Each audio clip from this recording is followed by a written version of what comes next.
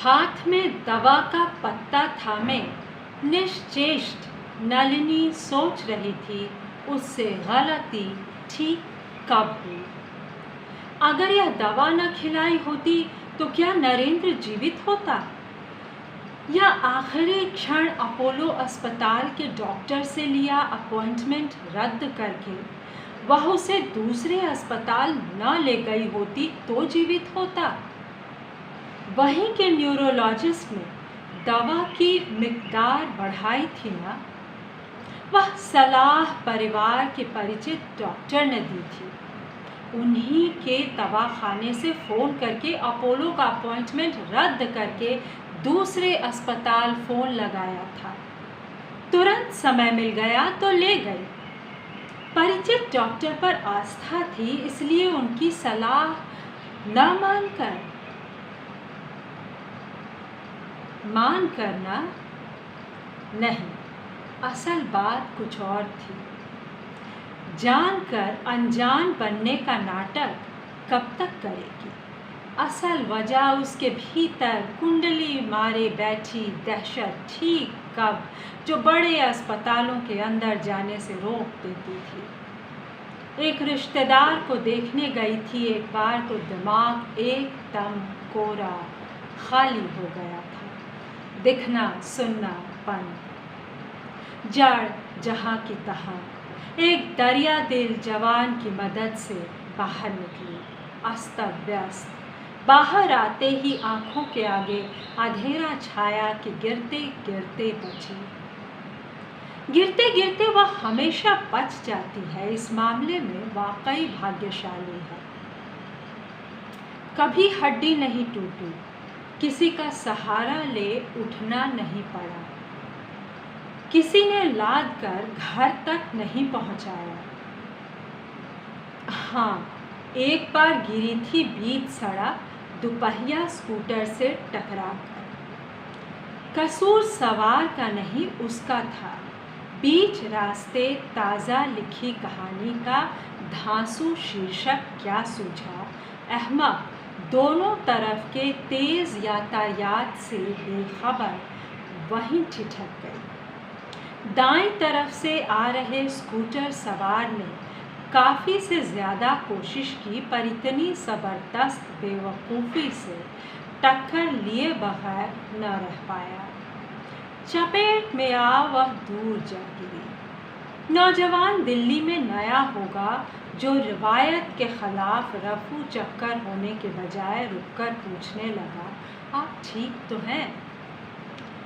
बेतरह शर्मसार वह तीर की तरह उठी, ज़ोरदार आवाज़ में ठीक होने के साथ गलती 16 आने स्कूटर सवार की नहीं अपनी होने की तस्दीक दी। तमाशबीनों की भीड़ छट गई। किसी तरह लंगड़ाने पर काबू रख वह सामने कॉटेज एम्पोरियम में घुस गई। सोफे पर ढेर हो दरख्वास्त की कि तिपहिया मंगवा दें, सड़क पर फिसलकर खासी चोट आई है। उन्होंने मंगवा दिया। रास्ते में एक्सरे करवा, घुटने में बाल आने की जानकारी ले, पट्टी बंधवा घर पहुंची। गिरना उठना आखिर उसकी अपनी रचना थी। कहें कि वह वास्तविकता नहीं, कहानी थी।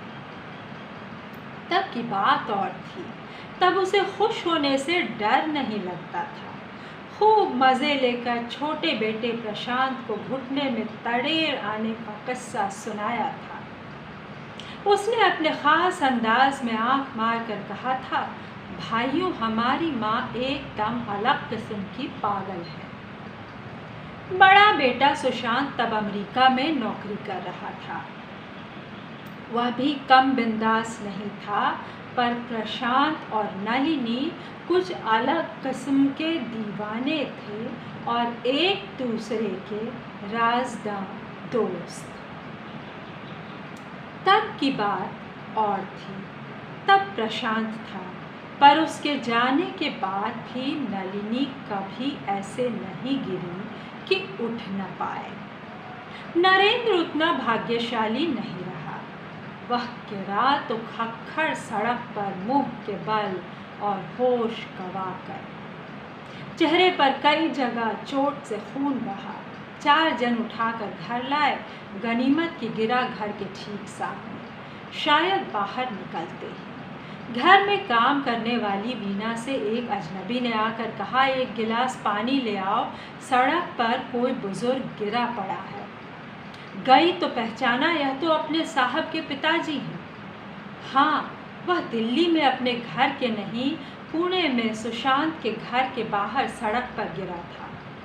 वे दोनों 20 दिन के लिए वहाँ गए हुए थे। पहले नरेंद्र नहीं जाता था, वह अकेली जाया करती थी, हर साल महीनों के लिए।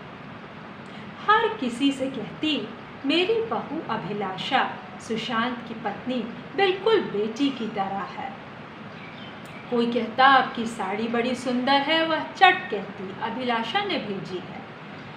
हथकरघे की नुमाइश में जाती है तो मेरे लिए साड़ी, दुपट्टा या कुर्ता खरीद लेती है। मैं खुद अपने लिए खरीदारी नहीं करती, वही करती है। आप तो जानते हैं आजकल लड़कियां कितनी खरीदारी करती हैं, शगन मानिए कि खाक। वह भी तरंग में आकर कभी साड़ी खरीद लेती है, कभी सूट या नए ढंग का कॉस्मेटिक। बाद में लगा उस पर फबा नहीं तो बदलने की बजाय मुझसे कहती है, आप पर जचेगा, आप ले लीजिए।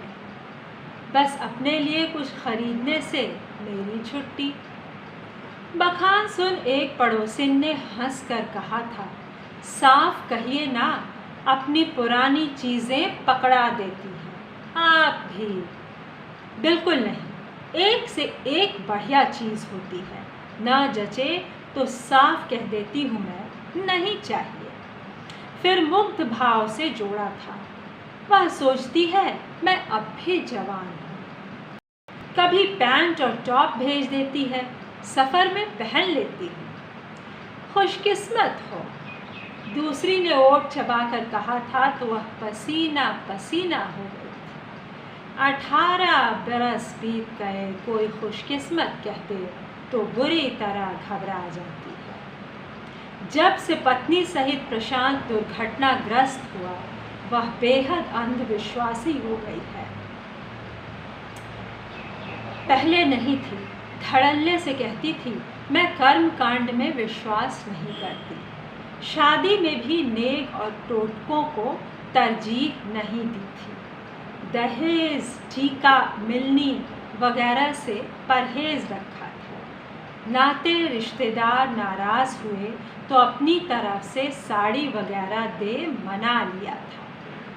पर कुछ ही महीने बाद जब वह हादसा हुआ और एक प्रख्यात लेखिका ने कहा, बेटी की शादी में इतना खुश नहीं होना चाहिए था, तभी न,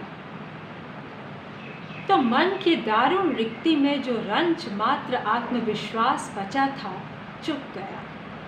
वह खुश होने से डरने लगी। अगले 5-6 साल बुरे गुजरे। सुशांत अमेरिका से लौट पुणे में बस गया। 2 साल तक भाई की मृत्यु से उबर नहीं पाया, बीमारी से घिरा रहा। नलिनी नरेंद्र को दिल्ली छोड़ महीनों उनके पास रहती। लोग कहते भाग्यशाली हो कि पति तुम्हें इतने लंबे अरसे के लिए जाने देते हैं। वह डर जाती, कहती, ना ना, दुर्भाग्य कहो, बीमार बेटे बहू की देखभाल करने जाती हूँ। नरेंद्र इतने दिन के लिए काम नहीं छोड़ सकते ना। मैं मन का चोर आगे बोलने न देता। वजह जो होती यह तय था कि बेटे के पास रहना सुकून देता था।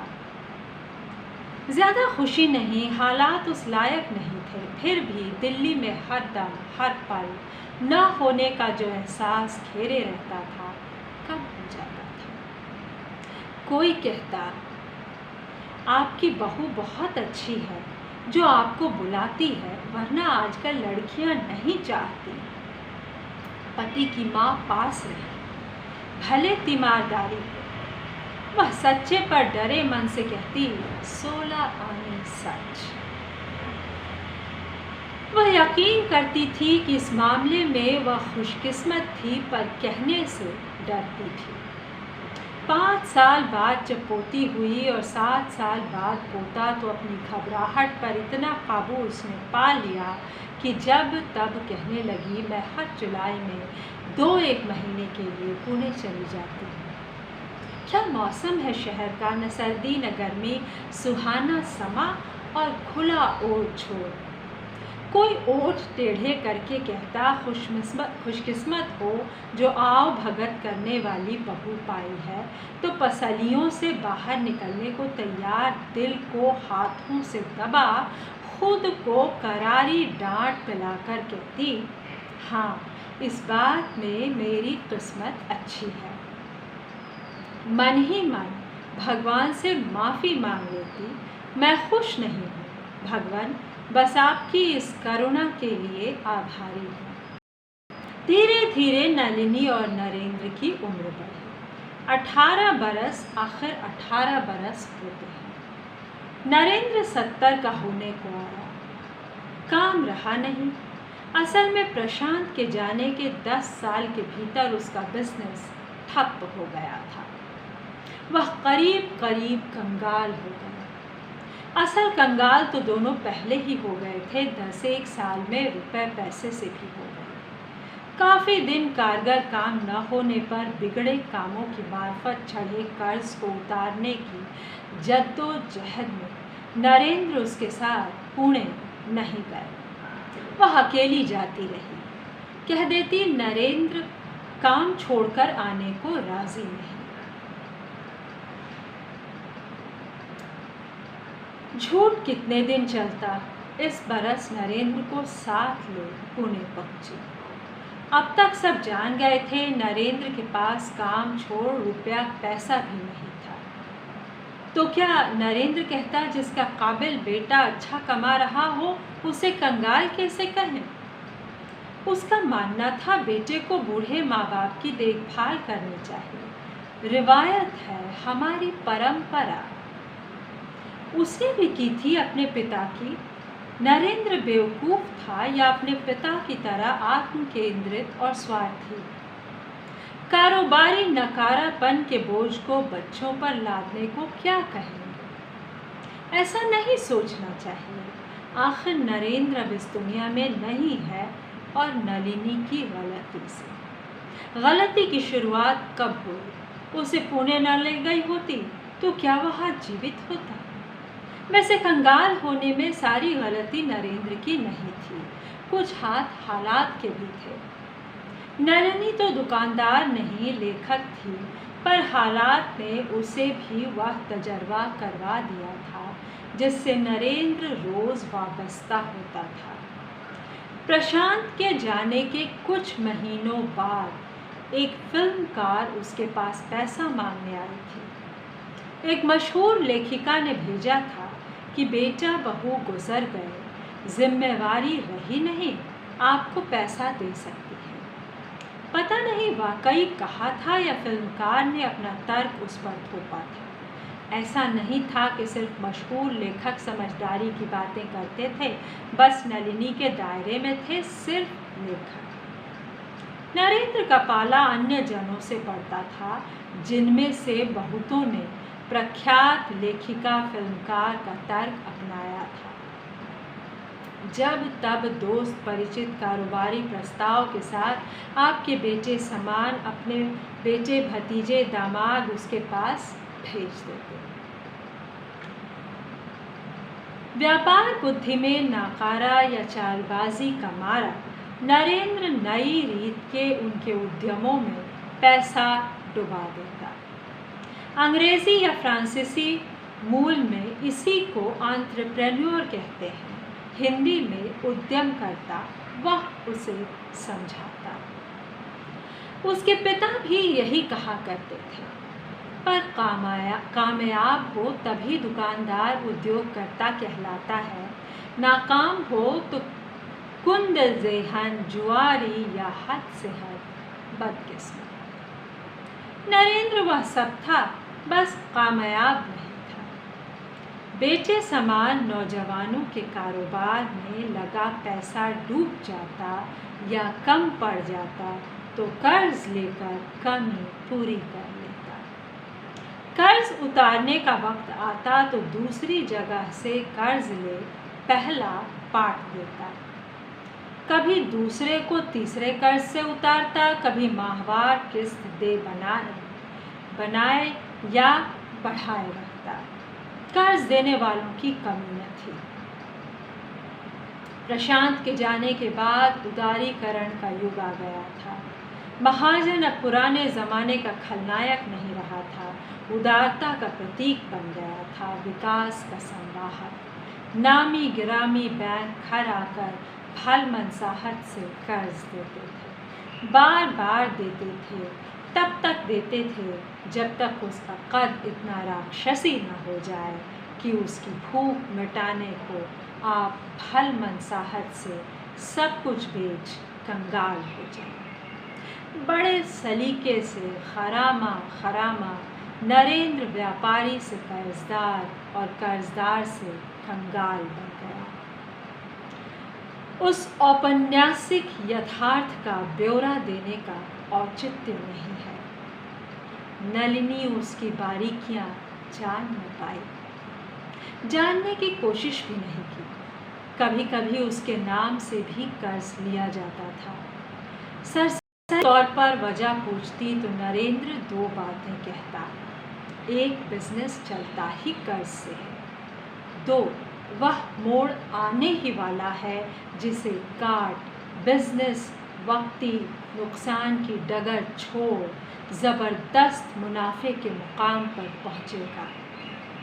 नलिनी ने ध्यान नहीं दिया था। क्या नरेंद्र की मौत की जिम्मेदार वह तभी होनी शुरू हो गई थी जब उसने ध्यान नहीं दिया था? बस कराह कर कहा था, पर किसके लिए? मुनाफा, पैसा, सब किसके लिए? उन दिनों पैसे की तंगी नहीं थी, पैसे की ज़रूरत भी नहीं थी।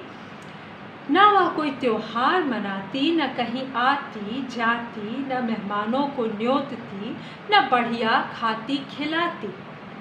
उन्हीं त्योहारों पर जिन्हें वह मानती न थी, जिनके आगमन की आहट में प्रशांत की दूर होती पदचाप सुनाई देती थी, रफ्ता रफ्ता अपने जेवर अभिलाषा को दे दिए थे। रंगीन साड़ियाँ, सूट काम वालियों को और बढ़िया रंगीन साड़ियाँ भांजियों को। बेटी कोई थी नहीं, बरसों त्योहार नहीं मनाए थे, दिवाली भी नहीं। पोता पोती हुए तो मन हुआ कम से कम दिवाली मनाए, पर तब तक सब मान चुके थे कि वह नहीं मनाएगी। दिवाली पर सुशांत नए घर में गया तो 2 दिन पहले वह दिल्ली लौट आई। गई थी क्योंकि बेटा बीमार था, लौट आई क्योंकि निरोग हो चुका था। पर क्या उससे गलती वहीं शुरू हो गई थी जब उसने कहा नहीं था कि वह उनके साथ नए घर में दिवाली मनाना चाहती है? जब उसने खुद को नेगेटिव अभिलाषा का प्रिय शब्द करार होने दिया था। शुरू में पैसे की ज़रूरत सिर्फ बस दवा दारू के लिए थी, वह भी कभी कभार। ज़्यादा करके वह डॉक्टर के पास जाती न थी। आँख का रेटिना चिर गया तो तेज़ दर्द के बावजूद 6 महीने तक डॉक्टर के पास नहीं गई। फिर एक सहेली घसीट ले गई तो डॉक्टर श्रॉफ ने पूछा, आखिर दर्द सहने की आपकी हद क्या है? कराह कर उसने कहा, मैं औरत हूँ, बच्चे पैदा किए हैं। और आगे कह नहीं पाई। डॉक्टर को उसमें दकियानूसी दिखी या औरत होने का फ़ख्र एनेस्थीसिया दिए बिना नश्तर लगा दिया। दर्द बढ़ा, राहत मिली, चुप गया। गोद खाली रही, शिगार भर गया। उसने जानने की कोशिश नहीं की कि नरेंद्र को उतने पैसे की ज़रूरत थी या जुए की मानंद बिजनेस लत बन चुका था।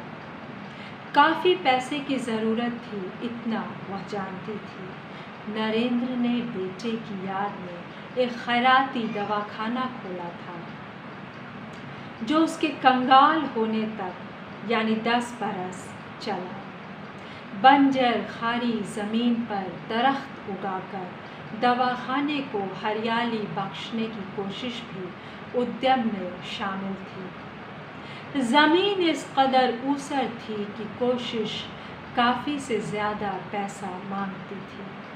जुआरी साथियों ने जमकर हौसला अफजाई की और कोशिश के लिए कर्ज लेने के रास्ते सुझाए। जो पैसा मिलता कुछ दरख्त उगाने में, कुछ दवा बांटने में, बाकी बेचे सामान नौजवानों को एंटरप्रेन्योर बनाने का सपना पूरा करने में लग जाता।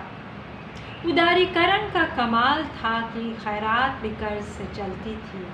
सब उदार थे, देनदार, सरकार, कानून, संगी साथी। इसे क्या कहें कि उस जुए में उनका पासा सही पड़ा और नरेंद्र का गलत। तकदीर या उनकी काबिलियत के बरक्स नरेंद्र की काहिली।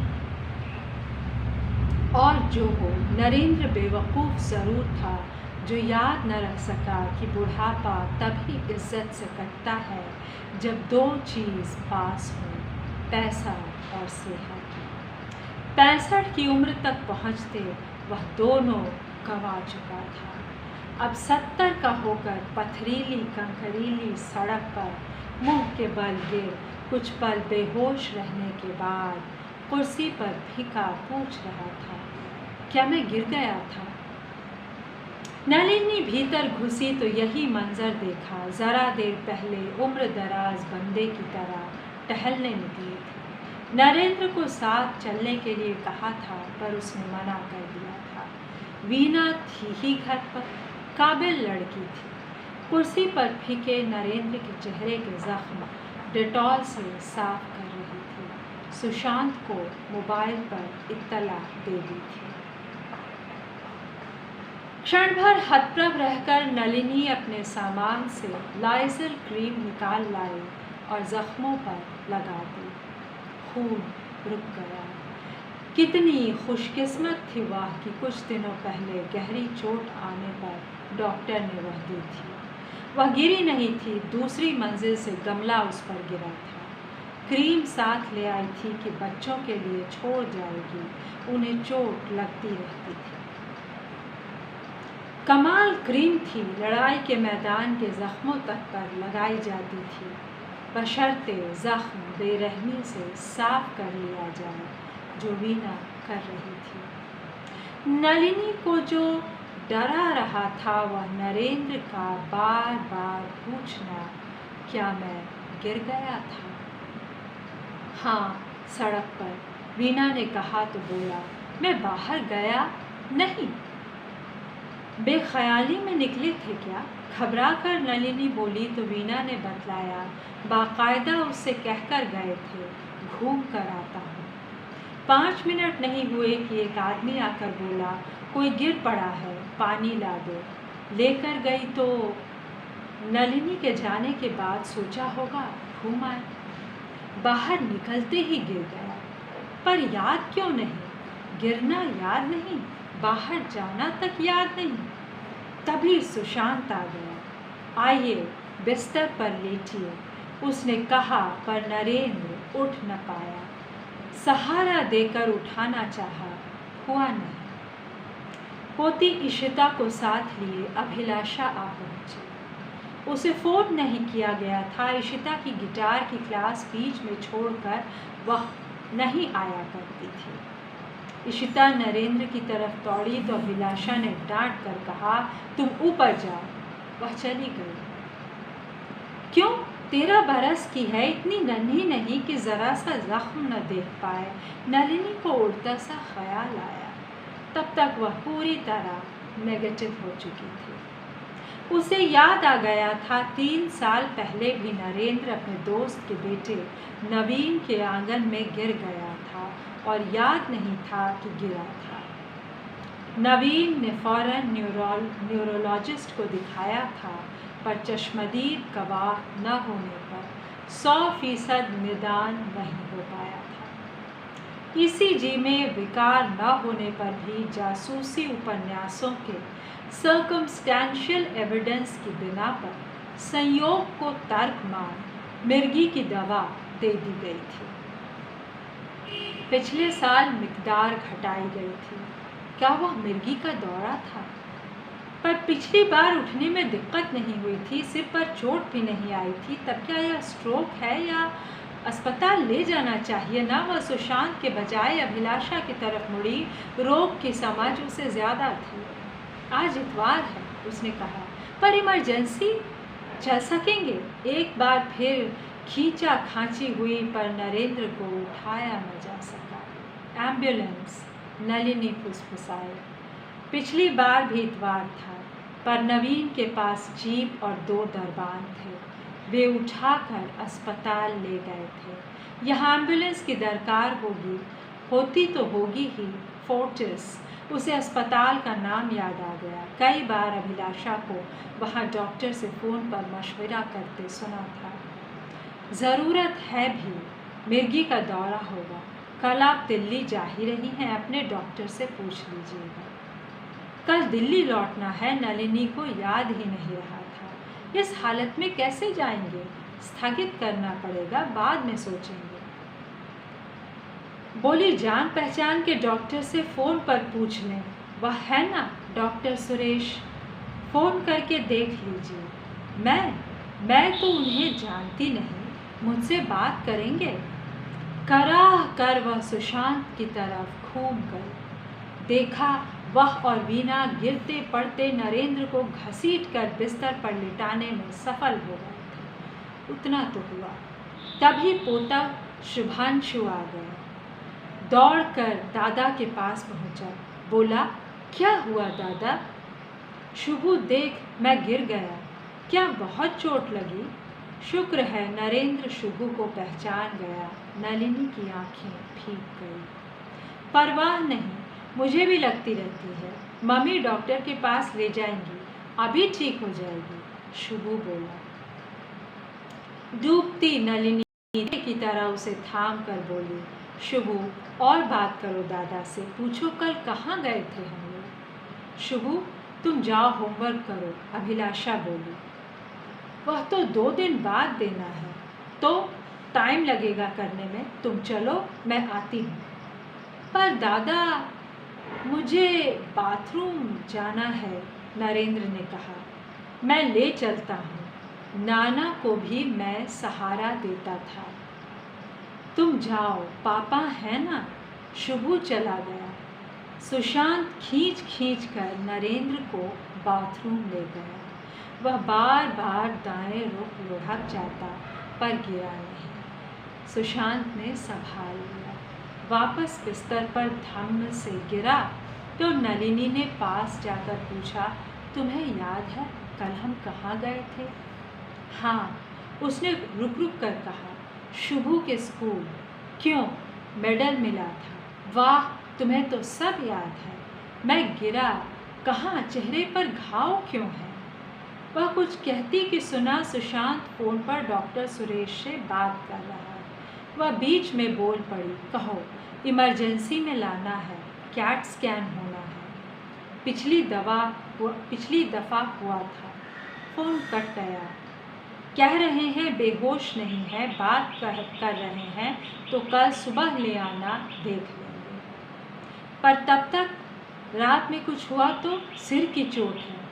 मैं सोऊंगा ना उनके पास, कुछ नहीं होगा, फिक्र मत करो। उसके स्वर की सरसता ने उसे आश्वस्त किया कि सुना,